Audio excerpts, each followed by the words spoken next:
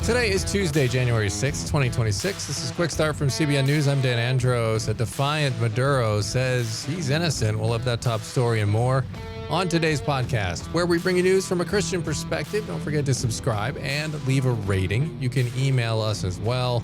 quickstartpodcast@cbn.org. We'd love to hear from you. We're glad you're here with us, getting through the news of the day each and every weekday, bright and early. With me today, CBN's Billy Hallowell. Billy, a lot to get to on the Focus story. You caught up with Pastor Jack Hibbs. Yeah, we talked a lot about Israel and the deception that he believes is going on, not just on the political left, but on the political right as well. So we'll get into some of that today. Yeah, a lot of people twisting themselves, some Olympic-sized mental gymnastics to try to blame what happened in Venezuela on Israel, among other things that we've seen in the past several months. Criticisms towards Israel. Pastor Jack Hibbs break that all down. And coming up on The Main Thing, actor Rob Schneider pulled back the curtain on something a lot of us have suspected about Hollywood and just what happens when you come out as a conservative or a Christian in Hollywood. And those comments were revealing. Billy and Raj have more on that coming up on The Main Thing. All right now I want to tell you about our sponsor of this podcast, Christian Solidarity International. And there's a lot of news happening right now. We see what's happening in Venezuela and, of course, Iran. And Billy, some of the big things that have been happening as well include Nigeria, and we've talked at length about this. One of the big hotspots right now for Christian persecution. And this is something going on around the globe, China. And I would imagine it's only going to ramp up as we see a lot of these administrations come under more pressure from the Trump administration. I think they're feeling the heat from some of the things the Trump administration is doing.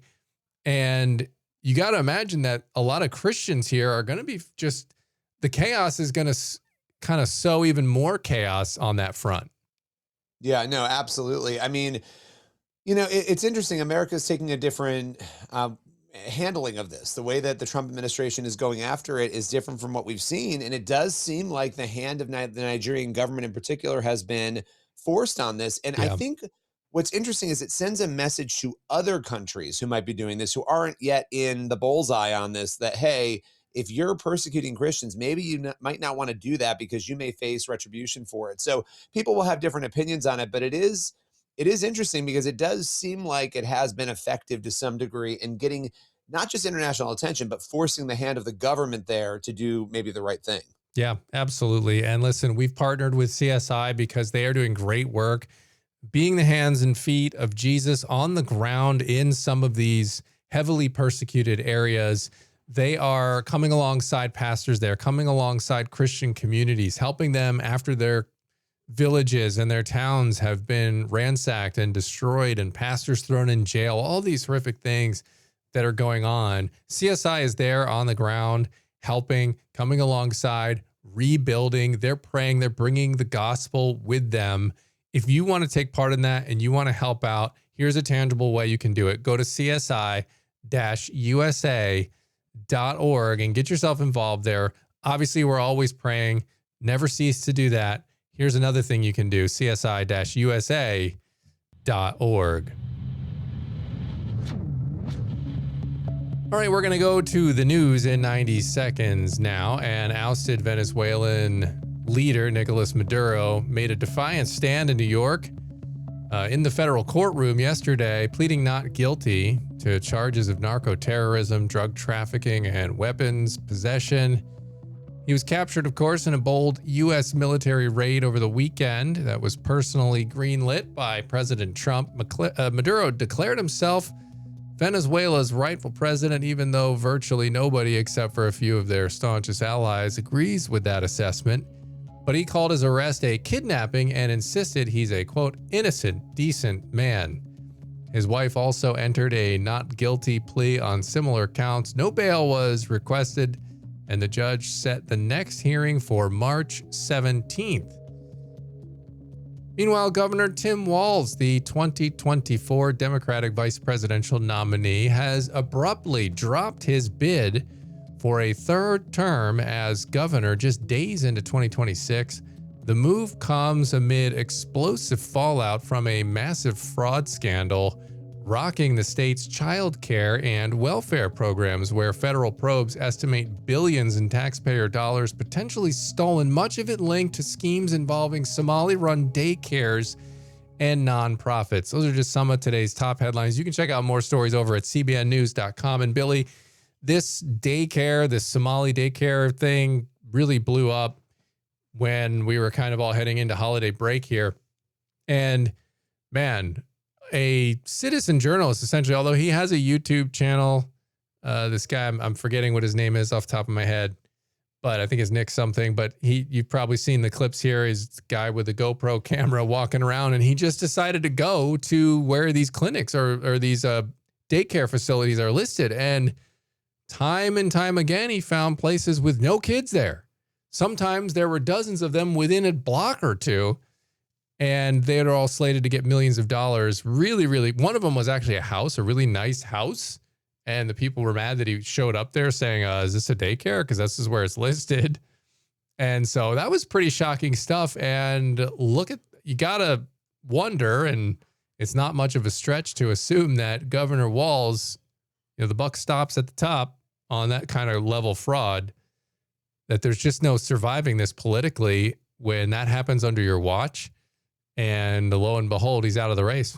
You got to look at this and you got to say to yourself, my goodness, how does this happen? Yeah. How does this level of incompetence? I mean, this is why people are skeptical of the government.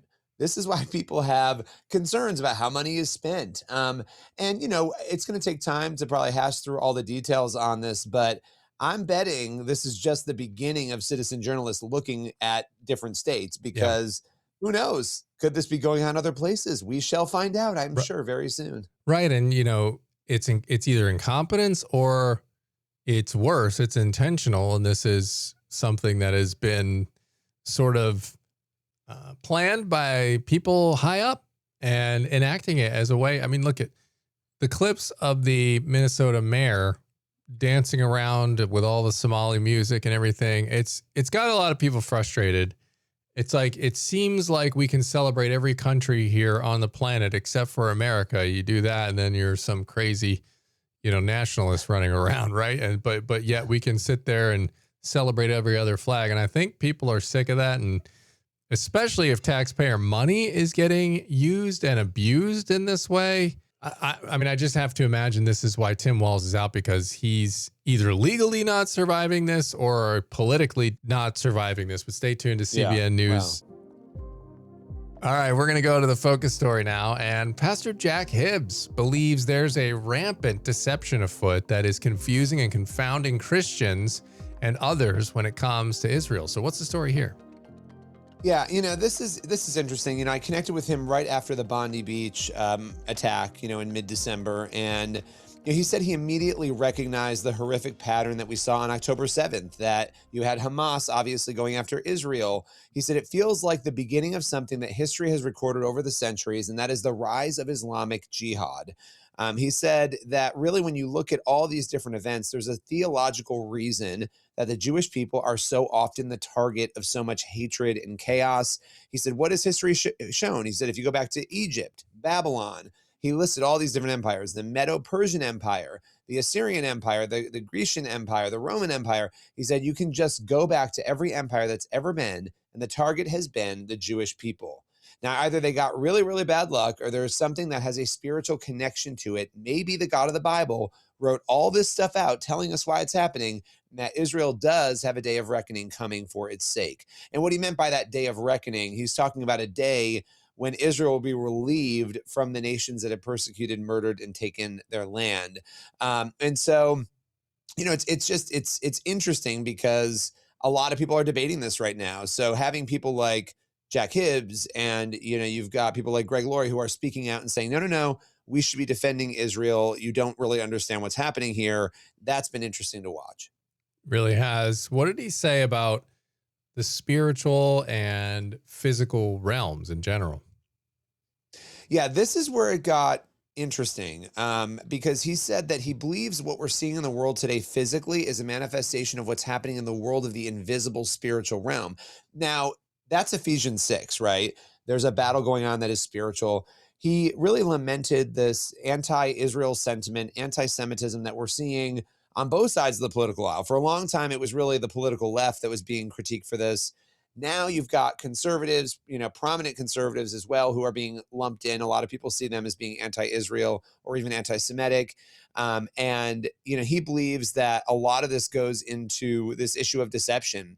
He said it's likely the result of the fact that Jesus actually knew what he was saying when he said in the last days there are going to be doctrines of demons and deceiving spirits that are going to be deceiving people. And he gave this really interesting anecdote. He said, I don't think anybody is deceived if somebody jumps out of a bush with red underwear on and a pitchfork and a black goatee. You're not going to be deceived by that, but you will be deceived by what Jesus warned us about. Jesus said, be careful what you hear. So today there are very famous people with big followings because they're saying things, and it's more of a personality cult that people are following these influencers. So basically he's saying a lot of people are saying things, and you need to be very careful to buy into what it is that they're saying about Israel and about the Jewish people.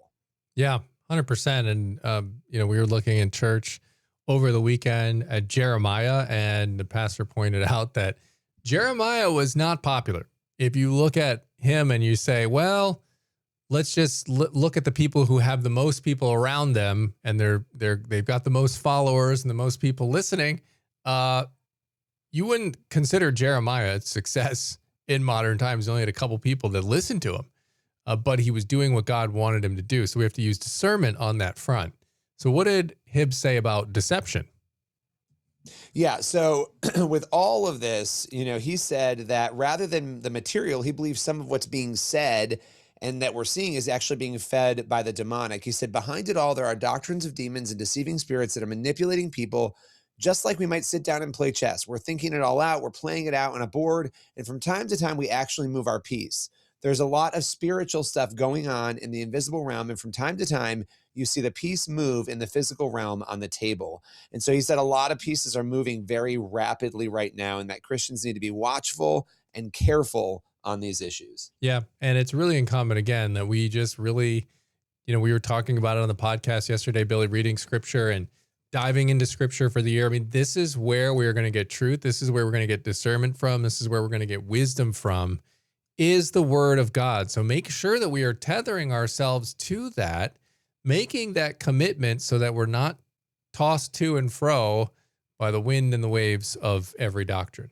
Yeah, absolutely. I mean, that is key, and testing every spirit, making sure we understand what we're hearing. I'm talking to a lot of people about these issues, and a lot of people I know and love are not understanding some of this, and it's dangerous. It's spiritually dangerous. We need to make sure we're going to have disagreements on these things, right? But we want to make sure we at least have understood everything that's before us before we make a determination on what we think is going on. Yeah, absolutely. We appreciate you bringing that one on our radar screens on the podcast today.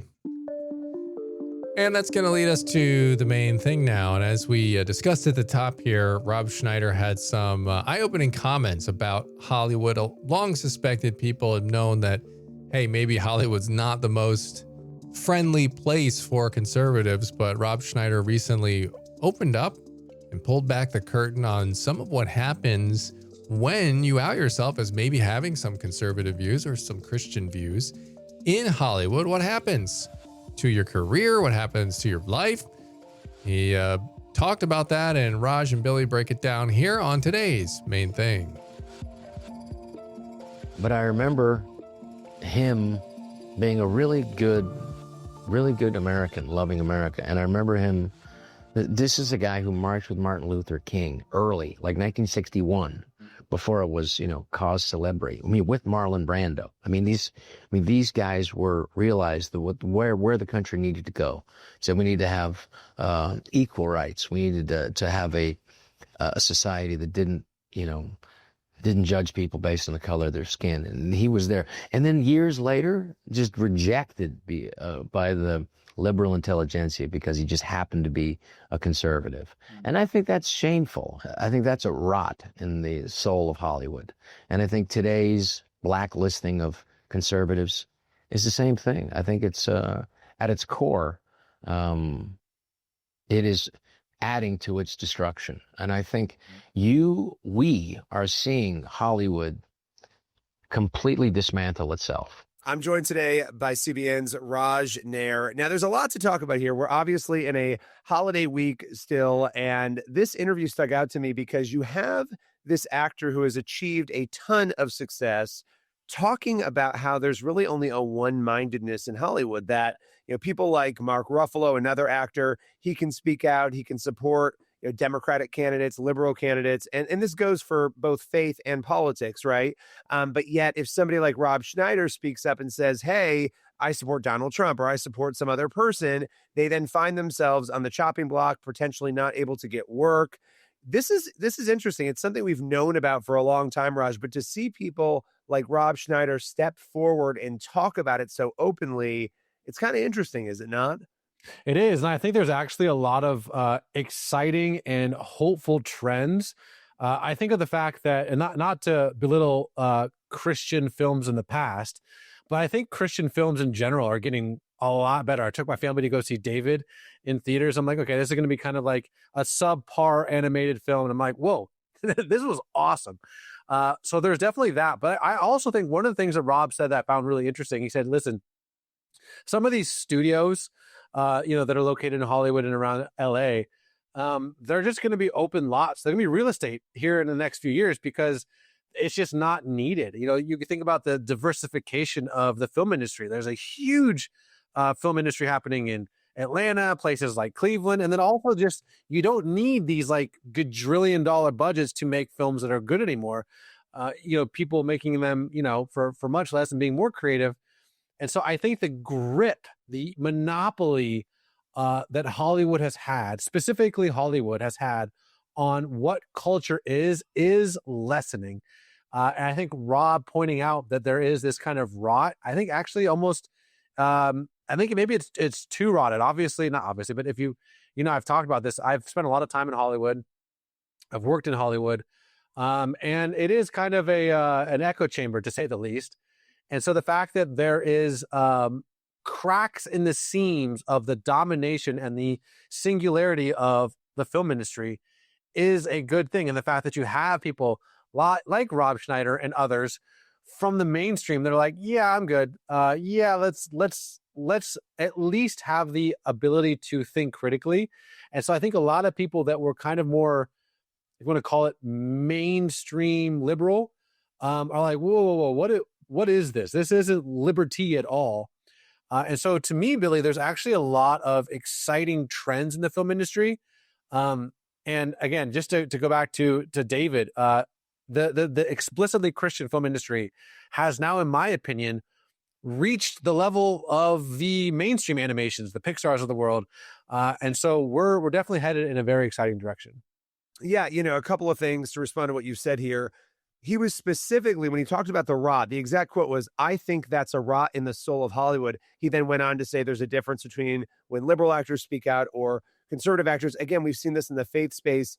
What you're speaking about, I think, is really interesting because he's talking about internal metrics of Hollywood, internal politics of Hollywood, but it translated into, as you were saying, the culture, how Hollywood treated the general culture, how it has treated Christian culture. Well, guess what? If Hollywood wants to create a super secular culture and they're doing that through their content, you now have Christian storytellers, to your point, who are stepping up to the plate, doing an incredible job, and they're competing. I mean, David broke records. I believe it was 22 million opening weekend. It was the biggest opening weekend for a faith-based animated feature ever, I believe, in movie theaters. So we're watching these things happen, not just in animation, across the board, where Christians are stepping into Hollywood storytelling. And I think Hollywood is actually being forced up against a wall. And people are saying, look, there's more than one opinion in American culture, right? There's more than one opinion. And in fact, the majority of Americans call themselves Christians. Whether or not they actually are is another debate and story.